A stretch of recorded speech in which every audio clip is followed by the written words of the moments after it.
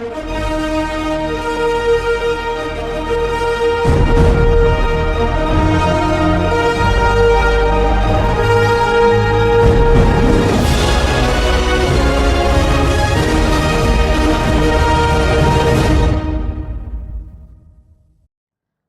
to Kingdom News Network. Saatnya suara asli bersinar. Bersama dengan saya Gina Deborah dalam program My Story His Glory. Kali ini saya kedatangan bintang tamu. Boleh perkenalan? Ya, kenalkan nama saya Yohanes Forky dari Papua Merauke. Papua Merauke, jauh ya Merauke, dari Merauke datang ke Surabaya. Nah, tunggu dulu, jangan dulu cerita. Kita pastinya kita pengen tahu nih bagaimana kok bisa Yohanes, dari Yohanes panggilannya apa? Yohanes, kalau di rumah sih bisa panggil Memet. Gitu. Oh, Memet, Yohanes atau Memet. Tapi kalau di Surabaya Yohanes. Yohanes sekarang umur berapa ya? Umur 27. Oh, 27 tahun. Iya, Belum menikah ya? Belum menikah. Oke, puji Tuhan belum menikah. Nah, di program My Story His Glory kita akan cari tahu apa saja perjalanan Yohanes dengan Tuhan pastinya dari Papua kok bisa ada di Surabaya, itu bagaimana ceritanya? Oh, itu pas itu saya ada bantu-bantu pelayanan sama saya punya om di Jayapura. Dan bantu-bantu di gerejanya di Jayapura. Jadi pas itu saya dengar ada berita dari Jakarta ada sekolah misi. Sekolah misi jadi saya rindu untuk datang sekolah misi juga ikut. Pada saat tinggal begini, sudah saya ikut sudah dapat. Habis saya punya bilang ini kesempatan sudah datang buat kamu. Jadi jangan sia-siakan. Jadi langsung saya pengen niat untuk ada niat sekali tegang untuk mau jalan. Oh, berarti untuk keluar dari Papua dan pergi ke sekolah misi waktu itu di Jakarta ya? Sekolah misi Jakarta ya. Oke. Dan apa yang Yohanes mendasari Yohanes untuk mengikuti panggilan Tuhan pergi sekolah misi? Ya hanya maksudnya saya bilang saya tidak ada kesibukan apa di Papua atau tidak ada kesibukan apa. Baru saya punya om atau sama bapak pendeta sendiri bilang ini kesempatan datang sama kamu. Jadi jangan sia-siakan. Jadi puji Tuhan langsung saya usaha. Tapi memang kita ini bukan orang mampu toh, jadi setengah mati betul ya. Setengah mati untuk jalan menuju Jakarta tuh butuh uang tiket lagi.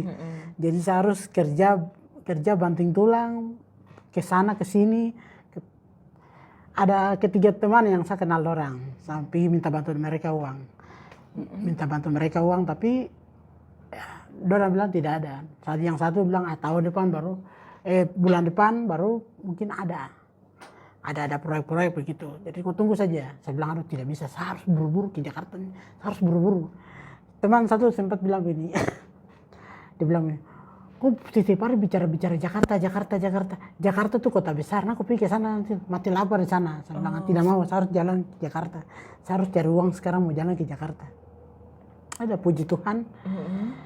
Ya, tapi pas saya telepon orang tua dan saya punya orang tua langsung bilang begini, oke sudah, kau berangkat ke Jakarta kah?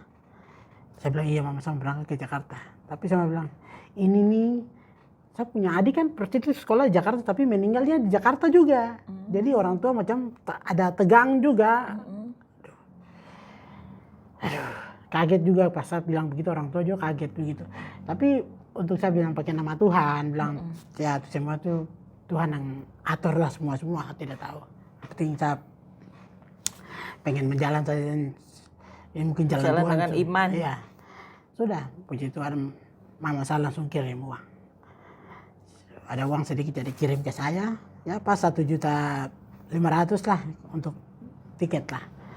Jadi langsung saya beli tiket langsung pas uang pas.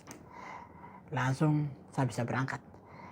Sampai di atas kapal itu lagi lucu tapi macam mau bilang lucu, mau bilang bagaimana, bingung. Kebaikan Tuhan itu memang sangat luar biasa, ya.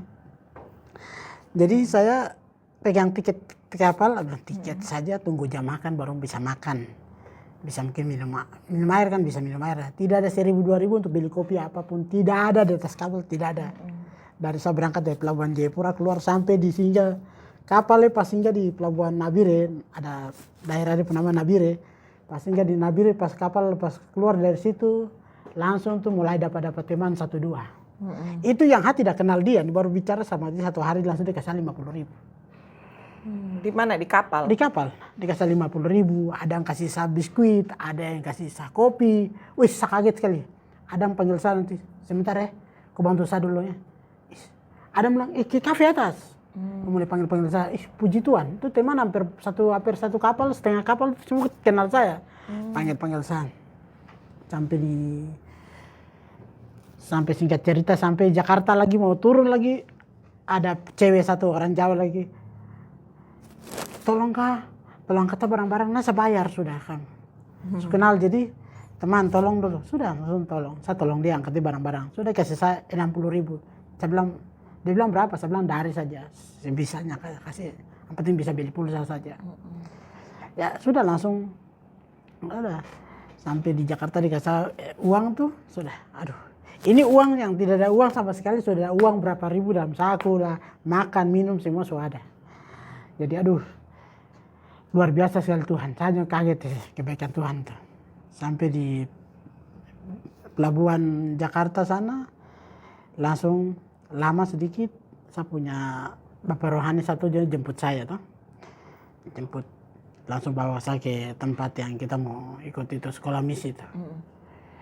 Jadi singkat cerita ikut pelayan ikut sekolah misi sampai selesai. Singkat cerita, bapak yang bikin sekolah misi itu saya ikut yang pulang, tapi saya ikut bapak tuh. Saya bilang bapak, saya ikut cari pengalaman lagi di bagian bapak di Surabaya. Pas bapak di dapur umum ada tuh, jadi saya ikut pelayanan sama dorang di Surabaya. Singkat cerita sama-sama tinggal sama dorang dari 2023, 2024 kan. Itu mulai dari situ. Dari situ kamu banyak belajar. Dari situ banyak belajar sekali tentang. Terus kita punya atasan bilang begini, kalau kamu lagi tinggal kamu bikin lagu sudah, kamu bikin lagu saja. Nah, sudah kita bikin lagu. Dari situ saya macam aduh, ada apa? Ada keinginan begitu. Aduh, saya bilang Tuhan yang buat lagu nih. Saya juga macam alias saya saudara saya bilang, saya saudara di Papua nih saya buat lagu. Saya juga mau buat lagu, saya bilang. Tapi saya buat lagu buat Tuhan. Saya bicarain Tuhan. Tapi itu bukan hari itu masa bicara jadi tidak. Itu apa? Setiap hari saya bicara tapi belum jadi, sampai tiba-tiba Tuhan taruh rema saja. Cuma Tuhan. Cuma Tuhan. Dari situ cuma Tuhan ya. Nah. Akhirnya terciptalah lagu Cuma Tuhan. Iya. Boleh Yohanes nyanyikan refnya saja. Cuma Tuhan yang bisa bantu aku. Cuma Tuhan yang bisa hibur aku. Karena jalannya indah, penuh dengan harapan, hanya ku dapat di dalam-Mu Tuhan. Ini diproduksi berdasarkan pengalaman Yohanes berarti ya, karena waktu di kapal pun cuma Tuhan yang bantu Yohanes, yang hibur. Nah, kita mundur dulu di waktu Yohanes hidup di Papua. Berarti dari sejak lahir kecil ada tumbuh di Papua, terus bagaimana, apa pengalaman Yohanes dalam mengenal Tuhan? Kalau mengenal Tuhan, dulunya saya tidak kenal Tuhan, saya Muslim gitu. Muslim ya. Dari lahir sudah Muslim, Islam gitu. Orang tua juga sama? orang tua juga Muslim. Oke. Mama pu bapak Muslim. Kalau bapak tidak Muslim, bapak Kristen. Jadi mama nikah dengan bapak, karena bapak tidak ada harta, jadi kita tuh harta, jadi kasih mama pu orang tua gitu. Jadi kita masuk ikut mama pu orang tua masuk Muslim begitu. Oh, Jadi singkat cerita dari situ kita tidak tahu nanti sampai 2018 saya berangkat ke Jayapura. Nah, ke Jayapura, merantau Jayapura, pas tinggal sama siapa om, saya tidak tahu siapa om ini, saya tidak tahu dia siapa, penting dia saya tahu siapa om lah, ada di Jayapura lah, tidak tahu. Yang penting saya tahu dia pegawai kah, apa kah. Pas sampai di Jayapura, tinggal sama dia, mulai cerita-cerita sama dia tanya saya punya usul asal macam begini. Tiba-tiba saya bilang sama si Muslim, besok baptis. Om saya bilang, besok baptis. Jadi 2018 saya dibaptis di Jayapura gitu. Jadi langsung dikasih nama Yohanes. Oh, berarti sebelumnya nama Yohanes apa sebelum jadi Kristen? Slamet dipanggil Mehmet. Oh, dulunya namanya Slamet. Slamet ya. Oke, nah itu kan dari Om yang bilang Yohanes ayo baptis. Tapi ada nggak kerinduan dari Yohanes sendiri untuk mengenal Tuhan waktu itu? Iya, dari situ langsung kan itu kan dulu kan tidak tahu ibadah sama sekali. Kita kan bingung. Kita selalu orang tuh tanya saya bilang saya ini Katolik. Katolik. Kalau di sekolah nanti guru bilang saya kau pergi sholat Jumat ya. Karena nilai itu di sekolah sholat Jumat itu nilai di situ sudah. Kalau orang di rumah tanya saya, kalau teman-teman tanya saya, kan malu hati dan Papua lain, apalagi kan orang Papua tuh ada sedikit fixnya dengan itu tuh, jadi dong agak, jadi kalau gabung sama-sama satu macam malu sekali, tidak bisa saya bilang Katolik sudah, Katolik saya bilang, saya Katolik. Oh, waktu di Papua sana iya. ya. Kalau orang tanya saya bilang Katolik. Oke. Padahal saya Muslim ini. Ada yang separuh besar juga sudah tahu, tapi saya terlalu bicara Katolik bukan Muslim. Oke. Tapi orang tua bagaimana sekarang masih di Papua juga? Iya, mama dan bapak di Papua. Tapi mama. Nah, bagaimana mereka respon mereka ketika Yohanes mau menyerahkan hidup di masa muda? Yohanes datang untuk ikut pelayanan. Bagaimana? Apa yang mereka katakan? Senang sekali. Oh, mereka dukung berarti ya. Sekali ya. Dan lebih bagus itu yang bagus sekali. Kan kalau di kita sana tuh ya maksudnya kalau ya begitu sudah ya. Pengaruhnya kencang kalau di apalagi di kita Merauke itu, apalagi saya tinggal di kotanya tuh bukan dari kampung-kampung tinggal bukan, saya ini paket langsung di tengah kota, kompleks yang ya begitulah. Paket langsung ya. Ya maksudnya ya ibaratnya ketepari dengan keadaan yang orang pencuri mabok semua tuh ada di kita punya kompleks itu sudah. Jadi kita sudah hidup sudah dari kecil sudah pengaruh dengan wawasan begitu. Jadi pas mau mama dan bapak juga mau kasih berubah kita juga setengah mati gitu. Hanya Tuhan yang bisa merubahkan Yohanes. Iya. Kalau dulu Yohanes hidupnya seperti apa sebelum kenal Tuhan? Nakal kah atau bagaimana? Hidupnya ya nakal, kacau-kacau, ikut-ikut teman, mabuk. Oh, mabuk-mabukan. Mabuk-mabukan, happy-happy. Ya gitu. Jadi hidup tidak betul satu lah. Apa perbedaan yang Yohanes rasakan ketika sekarang ini sudah hidup dalam Tuhan dan dulunya belum mengenal Tuhan? Apa perbedaannya? Kamu rasakan apa? Perbedaannya tuh indah sekali ya. Kalau dulu tuh macam tidak indah. Tidak damai mungkin. Tidak damai, masalah saja datang saja ya. Masalah datang terus. Mungkin. Tapi sekarang kan waktu mengenal Tuhan ada masalah juga tuh. Masalah yang saya rasa sekarang mungkin uang pulsa untuk telepon. Masalah-masalah sepele. Tapi dulu tuh besar. Ya, beda dengan sekarang. Saya rasa sekarang nih itu yang saya ada sebut kata-kata, ada satu kata-kata yang saya bilang ya susah senang tetap Yesus. Ya. Oh, jadi slogannya, prinsipnya Yohanes sekarang susah senang tetap Yesus. Itu bagus sekali ya slogan itu karena banyak orang juga kalau mereka lagi senang ya Yesus itu sepertinya apa ya, dilupakan begitu. Tidak ingat Yesus waktu senang. Tapi waktu susah mau cari Yesus. Berdoa-berdoa, menangis-menangis. Tapi kalau Yohanes apapun keadaannya, mau lagi senang, lagi susah, harus tetap Yesus. Nah, pertanyaan terakhir saja buat Yohanes. Ketika Yohanes ada di Surabaya, ada enggak kesaksian Yohanes yang benar-benar kamu merasakan, mungkin itu kesaksian kecil, tapi kamu merasakan, wah ini sangat luar biasa, aku disayang Tuhan, aku dikasihi Tuhan. Aku ditolong Tuhan, kesaksian pertolongan Tuhan. Waktu apa? Iya, waktu ya saya rasa tuh luar biasa sekali ya.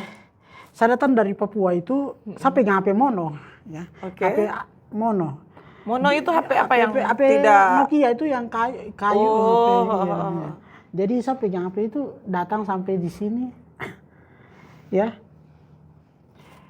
Kaget datang, langsung macam mimpi begitu, Tuhan langsung bikin ganti, ya, ganti lagi, ganti Android itu. Ganti Android, Android dari yang kecil, tahun berganti tahun, ganti yang sedang sampai yang sudah luar biasa ya. Oh, luar biasa. Sekarang HP-nya luar biasa. Luar berarti. biasa tuh. Mereknya luar biasa HP-nya.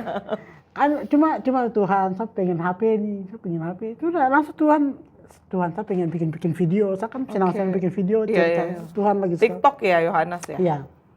Jangan lupa follow. Terus? Iya, jadi minum. Oh, iya. Baru bisa minum dulu ya? Iya.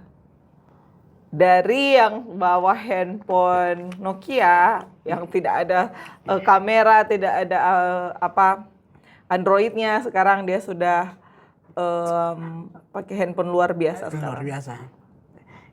Itu ganti dari yang biasa sampai naik level gitu. Itu Yohanes yang beli atau bagaimana? Itu berkat Tuhan juga tiba-tiba juga masih ada, kita pegang 200.000, saya bilang Tuhan saya pengen beli HP. Tiba-tiba dari situ Tuhan tambahkan, Tuhan kasih gerakan orang puas hati untuk begitu ya. Sampai sekarang akhirnya dari handphone itu Yohanes sudah bisa jadi berkat lewat TikTok ya. Iya. Oke, TikTok itu yang Yohanes bagikan apa saja di TikTok? Ya, maksudnya kebaikan Tuhan, cerita kesaksian, habis itu cerita-cerita, ambil kisah-kisah hidup, pesan-pesan. Ya, luar biasa ya. Nah, untuk kedepannya Yohanes punya mimpi enggak? Apa punya mimpi yang Yohanes pengen lakukan di hidup Yohanes? Ya, saya mimpi-mimpi ke depan itu ya, saya mimpi ke depan itu untuk, ya itu sudah untuk saya sudah perbaiki, saya diri sudah betul toh, sudah kasih merdeka dan Tuhan sama pulang kasih baik sama saudara-saudara yang menjadi berkat untuk tanah Papua ya. Itu saja yang boleh pulang ke Papua dan menjadi satu percontohan, ini loh anak Papua, tapi dia ketika hidup di dalam Tuhan, hidupnya jadi berbeda.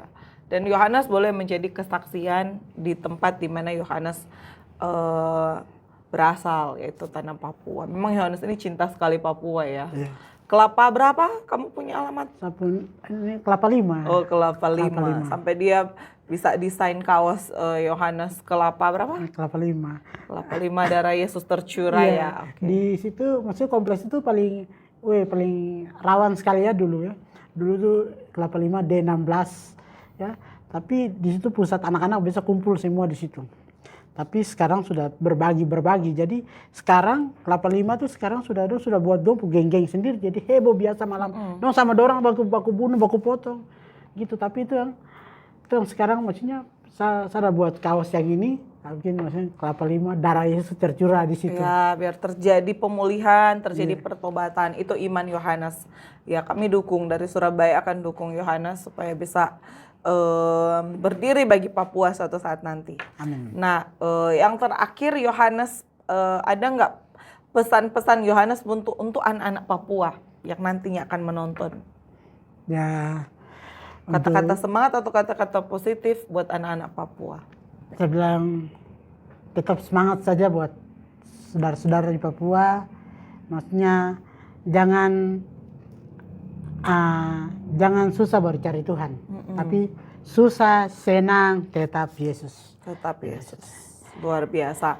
Kalau sekarang kita lihat Yohanes dari yang awalnya dia tidak tahu mau jadi apa ketika ikut Tuhan, sekolah misi di Jakarta, terus hari ini ada pelayanan di Surabaya, dan ternyata di Surabaya dia bisa menciptakan sebuah lagu, dan lagu itu boleh memberkati orang-orang. Karena belum lama ini juga ada cerita bahwa lagu-lagu Yohanes itu dinyanyikan ternyata bukan hanya di kalangan gereja di Surabaya, tapi di Kupang juga ya kan.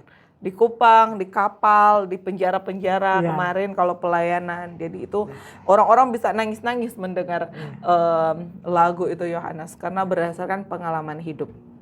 Terima kasih Yohanes sudah datang di podcast My Story His Glory. Nantikan kesaksian-kesaksian dengan orang-orang yang luar biasa selanjutnya di episode selanjutnya yang lebih seru, yang lebih menarik, yang pastinya akan memberkati kita semua. Jangan lupa like, komen, dan subscribe channel Kingdom News Network. Bagikan video ini, sebarkan kepada siapa saja yang membutuhkan. Tuhan Yesus memberkati. See you, bye-bye.